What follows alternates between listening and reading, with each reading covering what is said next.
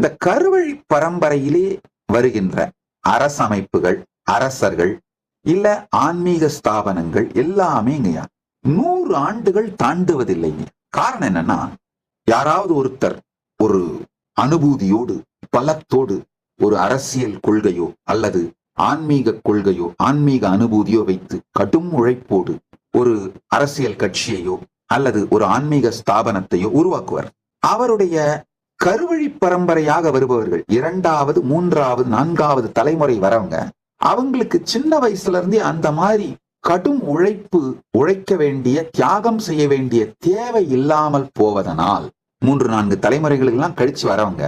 அந்த அளவுக்கு அந்த கொள்கையில் பிடிப்போடு அல்லது அந்த ஆன்மீக அனுபூதியில் ஸ்தாபிக்கப்பட்டவர்களாக, பிரதிஷ்டை செய்யப்பட்டவர்களாக, அதில் ஆழமாக வேரூன்றியவர்களாக, எல்லா